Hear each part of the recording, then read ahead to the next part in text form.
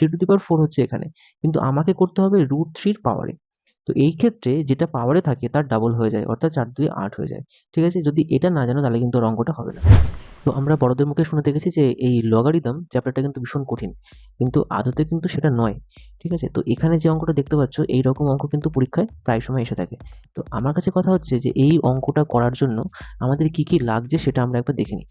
ঠিক আছে, কারণ যে সূত্রগুলো লাগবে সেগুলো আমি পরপর না বলে এক একটা অঙ্কের মাধ্যমে আমি তুলে ধরছি যে কোন কোন সূত্রগুলো লাগবে এবং সেগুলো আমি পাশে লিখছি। আচ্ছা, প্রথম কথা হচ্ছে আমাকে সবসময় চেষ্টা করতে হবে যে লগ বেসে যেটা থাকবে সেটাই যেন গুণ আকারে থাকে।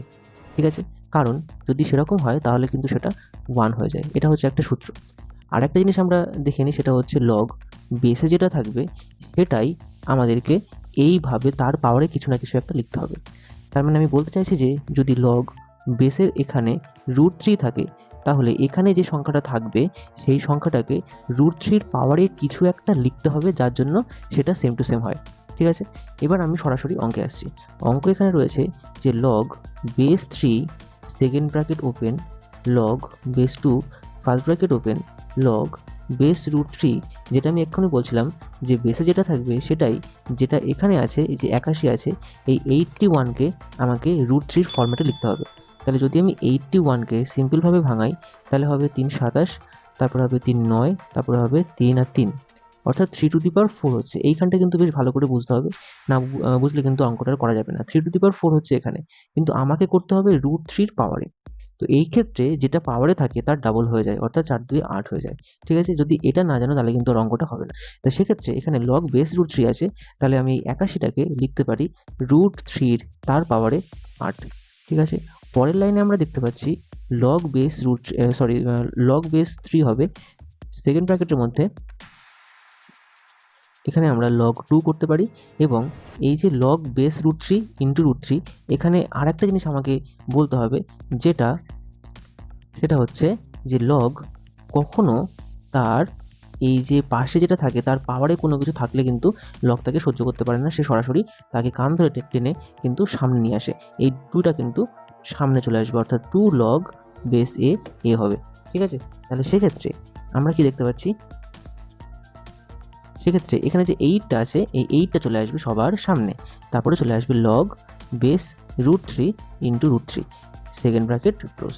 এবার তুমি বলো যে এখানে যেটা আমি এক্ষুনি বলছিলাম বেস এবং পাশে যেটা আছে সেটা যদি গুণ আকারে মানে যদি সেম থাকে তাহলে কত হবে, 1 হবে। তাহলে 8 ইন্টু 1 মানে কত হচ্ছে, 1। ঠিক আছে, এবার লাস্টে আমরা দেখে নিই লগ 3 মানে বেস 3 লগ বেস 2, এবং এই 8টাকে আবার কিন্তু 2 এর পাওয়ারে লিখতে হবে, অর্থাৎ 2 এর কিউব। ঠিক আছে, এটা যদি একবার বুঝে যাও যে কোনটা কার পাওয়ারে লিখতে হবে বা কিছু, তাহলে কিন্তু তোমার অর্ধেক অঙ্ক হয়ে যাবে। এবার দেখো পরের ক্ষেত্রে লগ 3 এই যে পাওয়ারে যে 3টা আছে সেটা কোথায় চলে আসবে, একদম সবার সামনে, অর্থাৎ 3 লগ বেস 2 ইন্টু 2। সেক্ষেত্রে খেয়াল করে দেখো এই যে লগ বেস 2 মানে লগ বেস 2 ইন্টু 2 সেটা কত হবে, 1।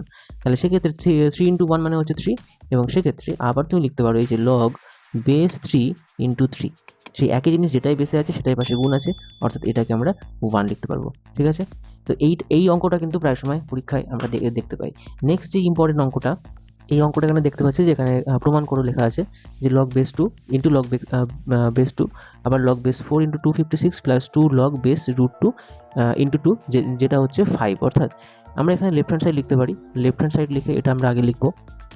এখানে লগ বেস 2 আছে, আবার লগ বেস 2, আবার এখানে লগ 4, এবং যেটা আমি বলছিলাম এখানে 256 রয়েছে, এই 256কে আমাকে কিন্তু 4 এর পাওয়ারে কিছু একটা লিখতে হবে, যার জন্য এটা 256 হবে। তাহলে এখানে লেখাই যায় যে এখানে 256টাকে 2 দিয়ে দিই, তাহলে এখানে হচ্ছে 12 দিয়ে 24, 8 দিয়ে 16, 6 দিয়ে 12, 4 দিয়ে 8, 2 দিয়ে 3 দিয়ে 6, 2 দিয়ে 4, 32, এখানে হচ্ছে 16, নেক্সট হচ্ছে এখানে 8, এখানে হচ্ছে 4, আর এখানে হচ্ছে 2।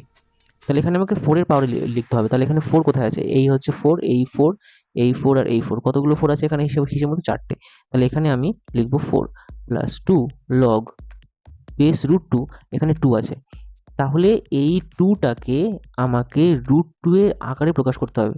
তাহলে আমি এখানে জোর করে √2 লিখলাম, আর উপরে যদি আমি এখানে স্কোয়ার করে দিই তবেই কিন্তু এই 2 হয়ে যাচ্ছে, মানে √2 স্কোয়ার করলে কিন্তু 2 হয়ে যাচ্ছে।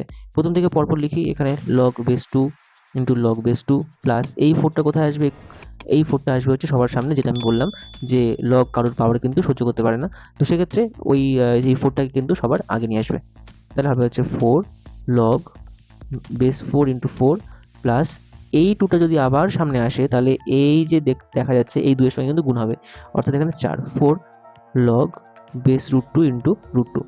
এক্ষেত্রে দেখা যাচ্ছে যে এই যে টোটালটা, এই যে log base root 2 into root 2 আর এই লগ 4 ইন্টু 4, তাহলে কি বললাম, যদি বেস আর পাশে যদি গুণ আকারে একই থাকে তাহলে সেটা 1 হয়ে যাবে। তাহলে সেক্ষেত্রে লগ বেস 2 ইন্টু লগ 2, এখানে 4 ইন্টু 1 মানে কত, সেটা 4ই হবে। তো আবার এই 4টাকে কত লেখা যায়, 2 স্কোয়ার লেখা যায়, ঠিক আছে। আর এটা 4 ইন্টু 1 মানে 4 হচ্ছে। এখানে আমি দেখতে পাচ্ছি লগ বেস 2, এই 2টাকে আবার সামনে আমি লিখতে পারি, ঠিক আছে, লগ বেস 2 ইন্টু 2 প্লাস 4। এবার কি দেখা যাচ্ছে, দেখা যাচ্ছে যে এই যে লগ বেস 2 ইন্টু 2 এর মানে কত, এটা মানে 1 হয়ে যাচ্ছে। তাহলে 2 ইন্টু 1 মানে কত, সেই 2 হচ্ছে। আবার এই লগ বেস 2 ইন্টু 2, এটাও তো একটা বেস আর পাশে গুণ আকারে একই আছে, তাহলে এটা 1 হয়ে যাচ্ছে।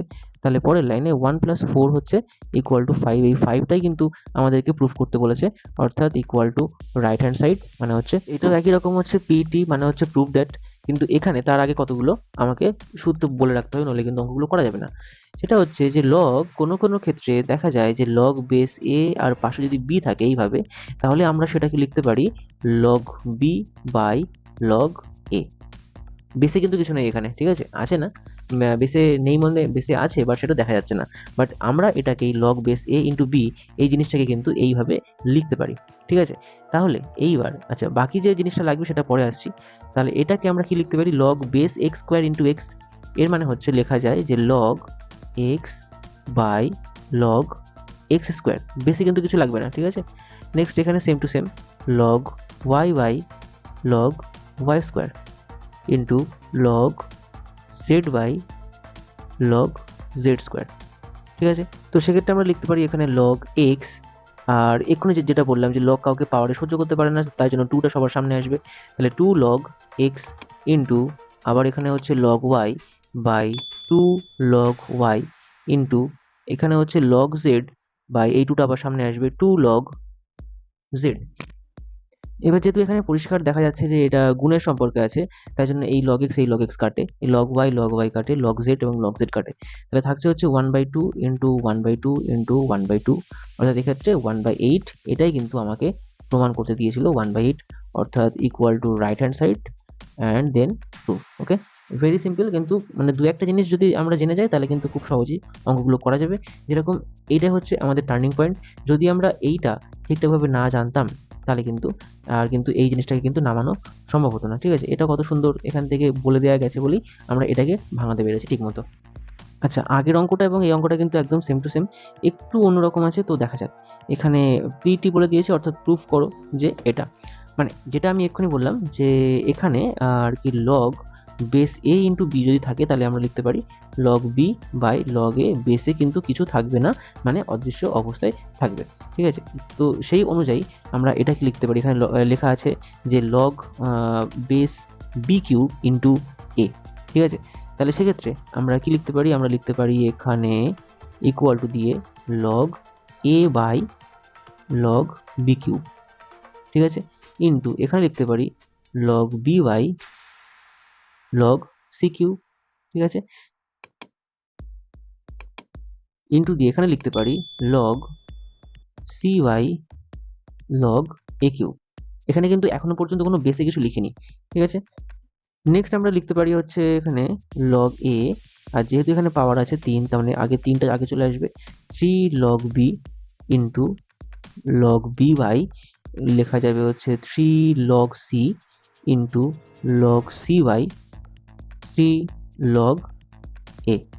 ওকে, এবার কাটাকুটির পালা। এই কাটাকুটি করতে গেলে খুবই মানে এখানে সুবিধা, এখানে কোথায়, এখানে লগ বি কাটে, লগ সি কাটে, লগ এ কাটে।